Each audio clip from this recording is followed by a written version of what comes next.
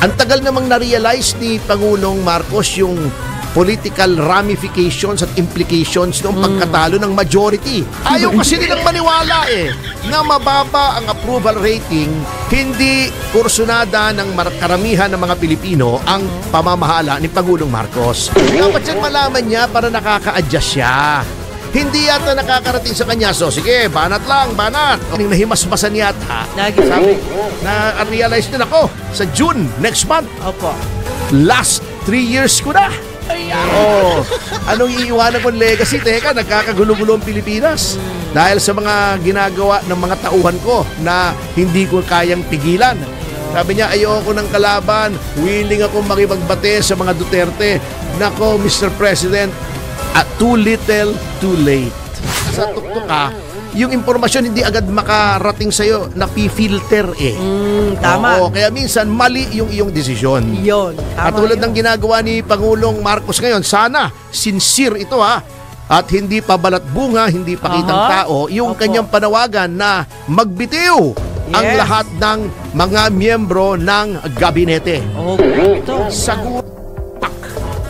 Ang tagal namang na-realize ni Pangulong Marcos yung political ramifications at implications ng pagkatalo ng majority. Sinasabi ko majority kasi ang majority ng 12 ay 7. Di ba noon mukhang ang mananalo ay G's Di ba? Yung 12. Hindi, ang ibig kong sabihin, mukhang mananalo ng administrasyon, yung alyansa, ay G's. Sabi niya, referendum ito sa aking pamamahala. Akala niya kasi kung G's ang mananalo, majority, approve siya. Approve na. Ayaw kasi nilang maniwala na mababa ang approval rating, hindi kursunada ng karamihan ng mga Pilipino ang pamamahala ni Pangulong Marcos. Dapat yan malaman niya para nakaka-adjust siya. Hindi yata nakakarating sa kanya. So sige, banat lang, banat.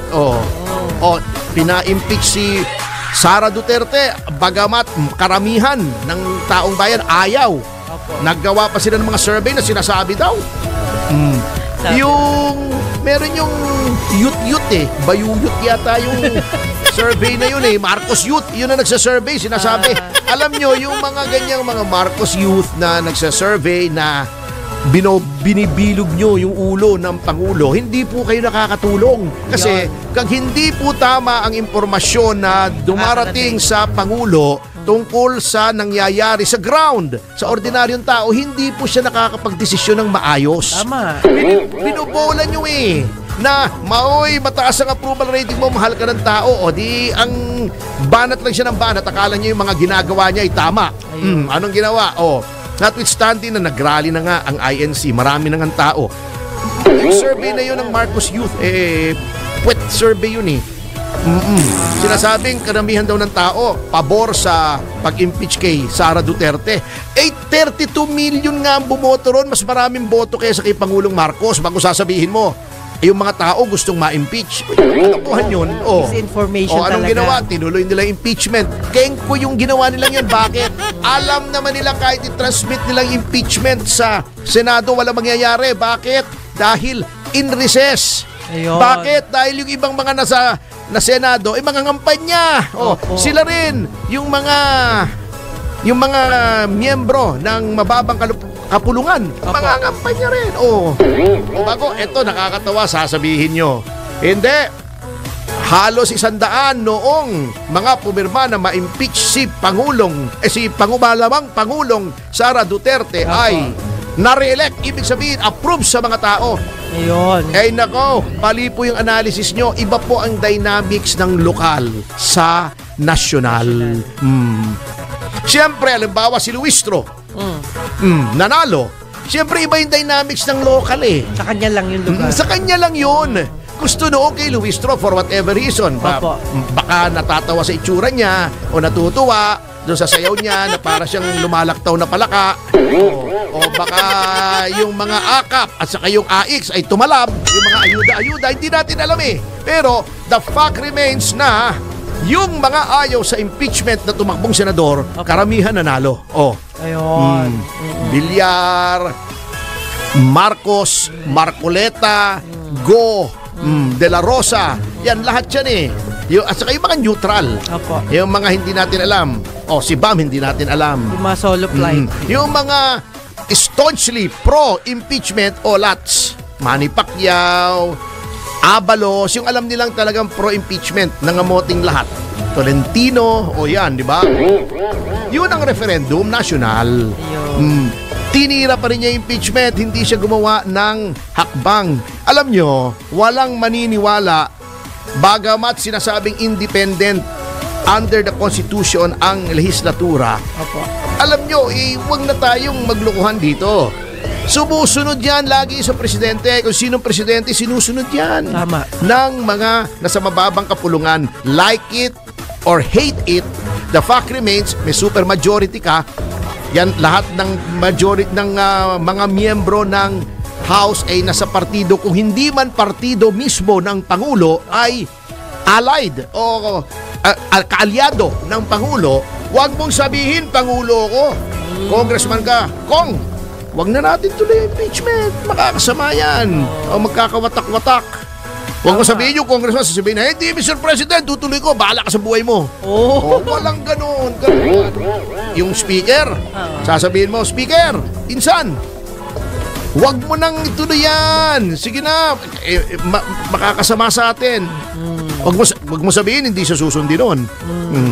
Baka hindi nga siya sinusunod. Kasi yung National Expenditure Program niya, hindi sinunod eh. Correct. Pinaglalalagay doon sa mga akap. Kaya nanalo yung 100 plus na congressman na pumirma. At saka plus yung revelation ni Toby Chanko, di ba? Na ginamit yung pangalan ng Pangulo na, pumirma kayo dyan, yung conditional release nyo, ibibigay sa inyo, magagamit nyo sa kampanya. Obvious naman, para doon yung conditional release, kaya nagkukumahog yung mga congressmen na kunin yun, di ba? Kaya pumirma lahat. Kaya bilib ako sa mga hindi pumirma. Si Bernadette Herrera, hindi yata pumirma, no? Yan, iniipit ngayon. Yung Duterte Youth, hindi pumirma, iniipit ngayon. Ganyan ang realidad. So, Mr. President, do not tell me na hindi nyo kayang pigilin yan. BS po yan. Kakala ko dati ang BS Aquino lang eh. Wag sana kayong sumama sa hanay na yan. Pagkatapos, when he was chastised na, natalo yung mga kandidato ko Biro mo, ilan lang ang nanalong kandidato niya? 5. Yung iba doon hindi pa siya sigurado. Katulad ni Ping Lacson na si Tito Soto. Whether or not nasa alyansa yan, panalo yan eh.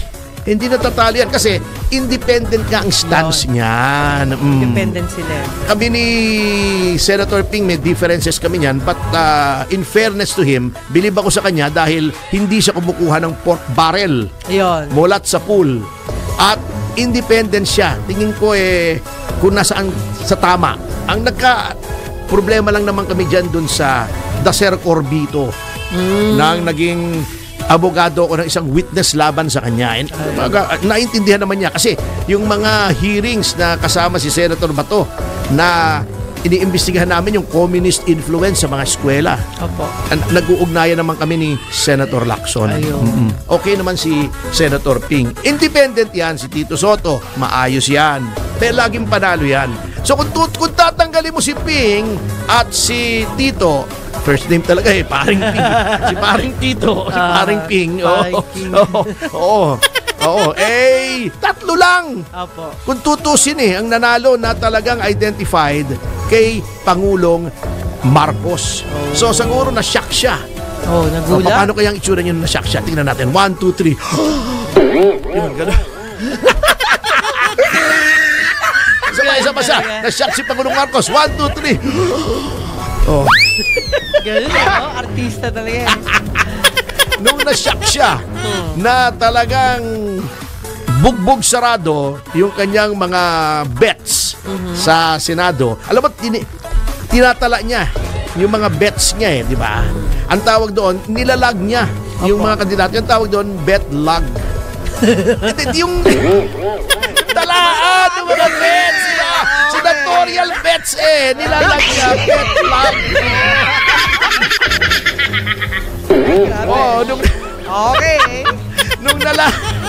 Nung nalaman niyang, naku, kamote, Anong ginawa niya? Unang-una, nagpa-interview siya kay Kato Jing. Ah. Oh, he is now waving the olive branch. Ayoko ng kalaban. Ang kailangan ko ngayon, allies. Yan. Paano? Mukhang nag-rude awakening na himasmasan yata. Sabi, na-realize din ako sa June, next month. Opo. Last 3 years ko na. Yes. Oh, anong iiwanan kong legacy? Teka, nagkakagulo-gulo ang Pilipinas. Dahil sa mga ginagawa ng mga tauhan ko na hindi ko kayang pigilan. Sabi niya, ayoko ng kalaban. Willing akong makipagbate sa mga Duterte. Nako, Mr. President, too little, too late. Ayan. Pinaaresto nyo si Pangulong Duterte at tinransmit yung impeachment ng House na kontrolado ng pinsang buo ninyo. Ano pang pakikipagbate ang inaasahan nyo ngayon? O, ngayon kinakabahan kayo dahil ngayon yung siguro na-realize. Ngayon, siguro na-realize nyo rin na yung mga binibigay sa inyong informasyon ng inyong ng miyembro ng inyong gabinete ay palpak. Ayun. O, pinagre-resign nyo ngayon.